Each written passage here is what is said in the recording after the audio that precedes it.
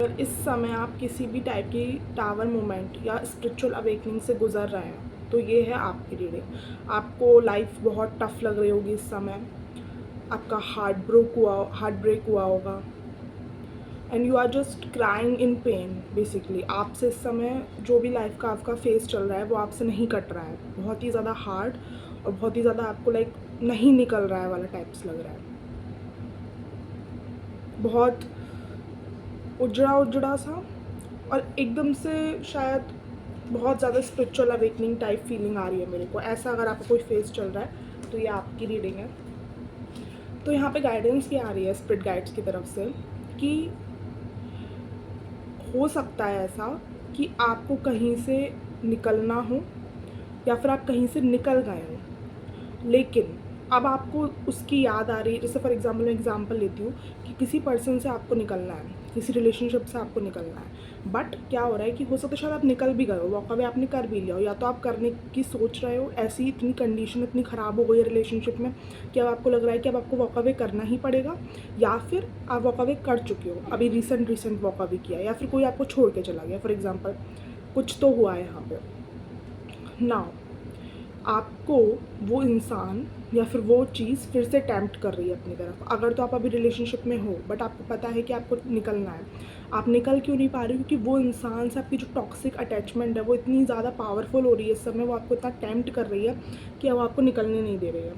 ठीक है, या फिर ऐसा हो सकता है कि अगर आप निकल चुके हो तो आपको फिर से याद आ रही है उस इंसान की, आपको फिर से उसके पास जाने का मन कर रहा है, या फिर वो इंसान आने की कोशिश कर रहा है। सी यहाँ पे डिवाइन की तरफ से ये बोला जा रहा है कि जस्ट सरेंडर। इस मामले में आप सरेंडर कर दीजिए, क्योंकि इस समय क्या है, अगर आप कोशिश करेंगे कि आप हैंडल करें इस चीज़ को तो आप नहीं कर पाएंगे। अभी आपके इमोशंस से चल रहा है, अभी आपके लाइफ में इतनी स्पिरिचुअल अवेकनिंग, इतना टावर मूवमेंट चल रहा है ना कि आपने अगर फैसला इमोशन की बेसिस पे ले लिया तो बहुत गलत होगा आपके लिए।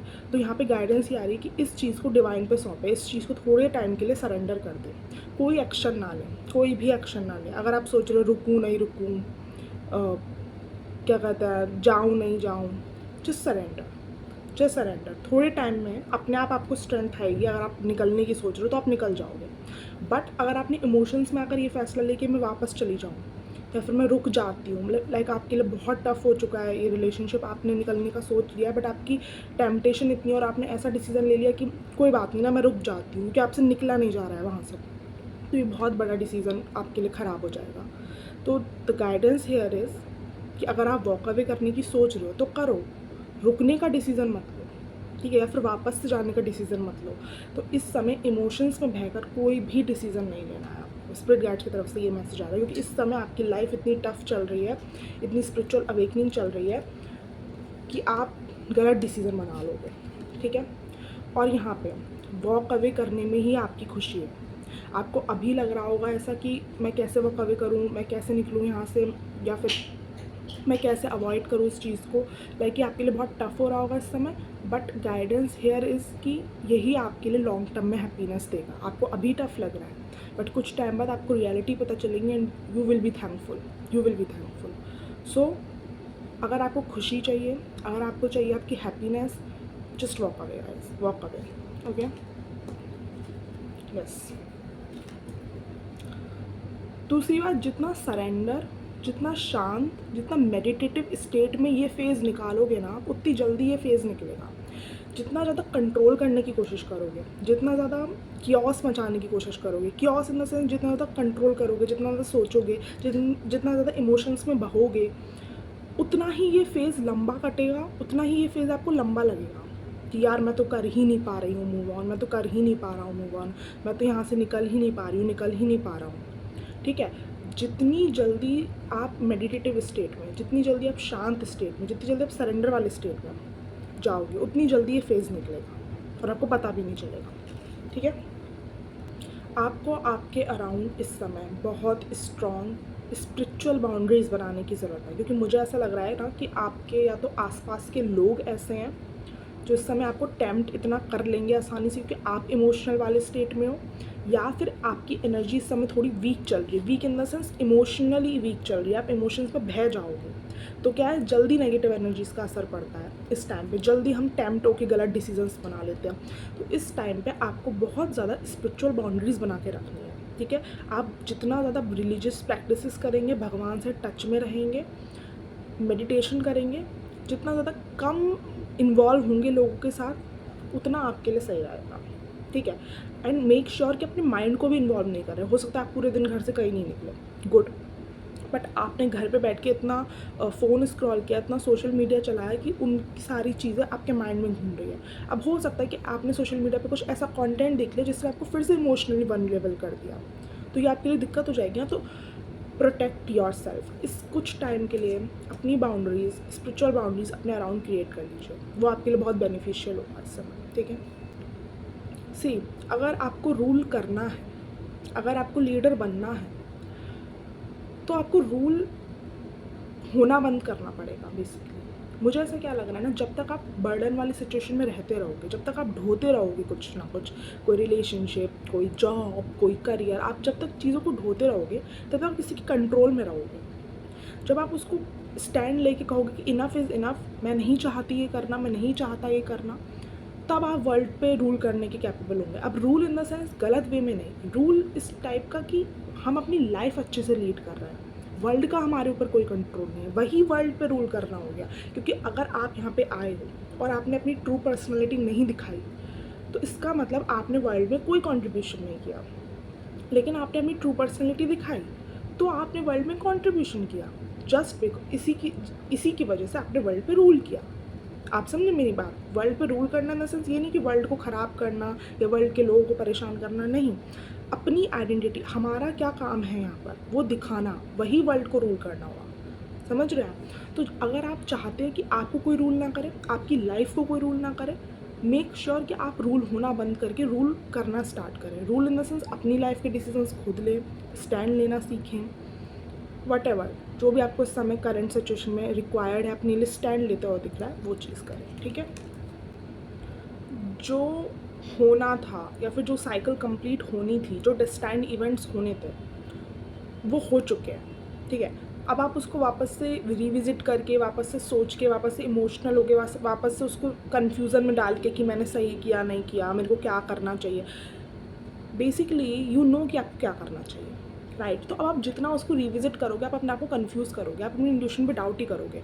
एंड जो भी डेस्टाइन्ड इवेंट्स है, जो भी चीज़ें वो हो चुकी है, आपको डिसीजन भी पता है आपको क्या लेना है, बट अब आप जितना सोचोगे, जितना कन्फ्यूज़न में जाओगे, उतनी ही आपके लिए वो आप साइकिल को खींचोगे और साइकिल एंड होने में दिक्कत होगी। बेटर ऑप्शन ये है कि जो इंट्यूशन कह रही है, listen to your intuition and act on it, और फिर साइकिल को ख़त्म करिए, जिससे कि न्यू साइकिल शुरू हो पाए। क्योंकि मुझे ऐसा लग रहा है कि बहुत अच्छी इवेंट्स आपकी लाइफ में बचे हुए हैं। किंग ऑफ पेंटिकल्स का कार्ड है। आपको ना ऐसे लोग भी प्रोवाइड किए जाएंगे आने वाली लाइफ में आपके, जो आपके जैसे होंगे, जो आपको जिस तरीके से चाहिए, जो आपको समझेंगे बेसिकली। आपकी सोल ट्राइब भी हो सकती है, बट वो होगा तब ना जब आप कुछ लोगों को निकालोगे अपनी लाइफ से, राइट।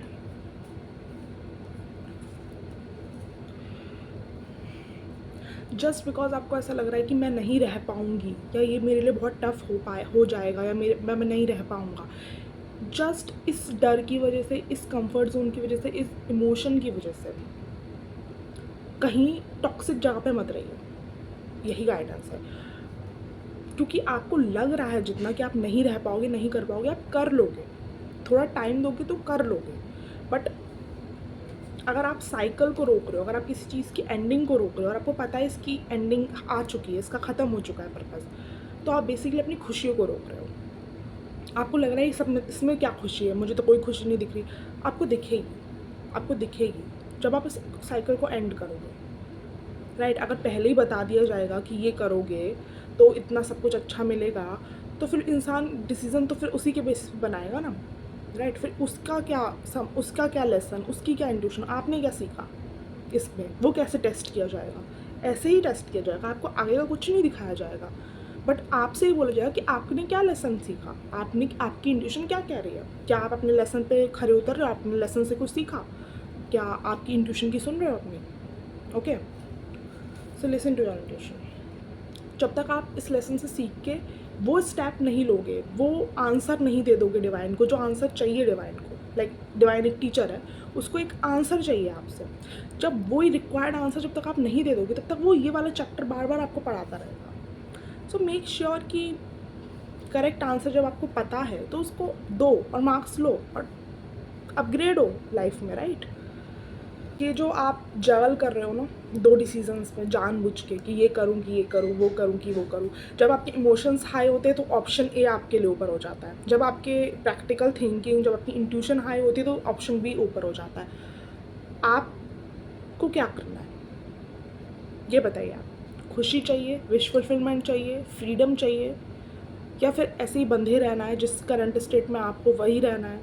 देखो, फ्रीडम चाहिए, हैप्पीनेस चाहिए, विश फुलफिलमेंट चाहिए, तो उसके लिए कुछ तो टेस्ट देना पड़ेगा, कुछ तो हार्ड उससे गुजरना पड़ेगा, कुछ तो सेक्रीफाइस करना पड़ेगा, राइट। और यहाँ पर तो सेक्रीफाइस भी गलत चीज़ का ही हो रहा है, टॉक्सिक चीज़ों का ही करवाया जा रहा है। Sacrifice it, okay.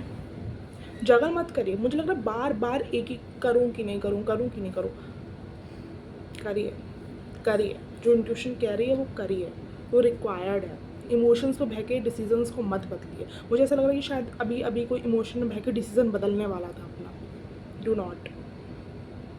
अगर ऐसे टाइम पे आपको रीडिंग मिली ना, कमेंट पे बताइएगा प्लीज़ कि आप बदलने वाले थे अपना डिसीजन। जितना आप सोचोगे, जितना आप रिविजिट करोगे, जितना आप इमोशनली करोगे, जितनी ओवर थिंकिंग करोगे, इमोशनली थिंकिंग करोगे, उतना ही आप इस चीज़ को डिले करोगे, कन्फ्यूज़न क्रिएट करोगे, इंट्यूशन पे डाउट करोगे, ओके।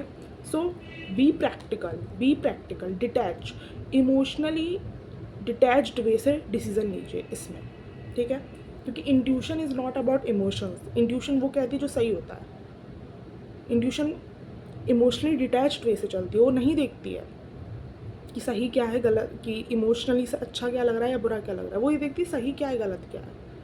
सो आप भी वही देखिए, आप भी वही सुनिए और आप भी वही करिए।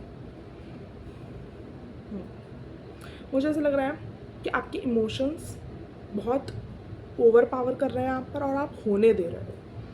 या फिर ऐसा भी हो सकता है कि जो सामने वाला इंसान है जिससे आपको मूव ऑन या वॉक अवे करना है, वो आप पे बहुत ओवर पावर कर रहा है, वो बहुत आपको इमोशनली मैनिपुलेट कर रहा है। बट दिक्कत यहाँ पे ये है कि आपको पता है, आपको तो पता है, उसको नहीं पता कि उसको, आपको पता है कि आप इमोशनली मैनिपुलेट, आपको सॉरी, उसको ये नहीं पता कि आपको पता है कि वो आपको इमोशनली मैनिपुलेट कर रहा है। आई थिंक मैंने सही बोला है। तो लेकिन आपको पता है, तो आप हो क्यों रहे हो?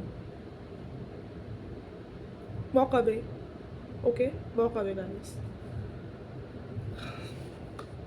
That was your reading.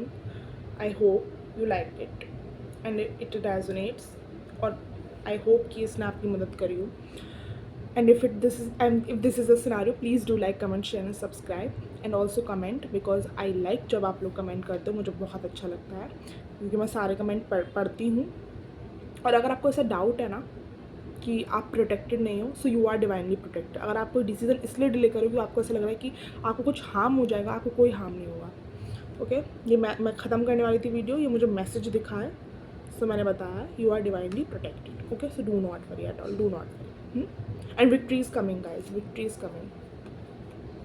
किसी भी चीज़ में अगर आपको ऐसा इंतज़ार है एफर्ट्स के कि रिवॉर्ड कब मिलेगा, मिलेगा, ज़रूर मिलेगा, कमिंग, या रिवॉर्ड इज़ कमिंग, ओके। सो अगर आपको पर्सनल रीडिंग्स लेनी है आप डिस्क्रिप्शन बॉक्स में देख सकते हैं, चेकआउट कर सकते हैं, उसमें सारी डिटेल्स आपको मिल जाएंगी।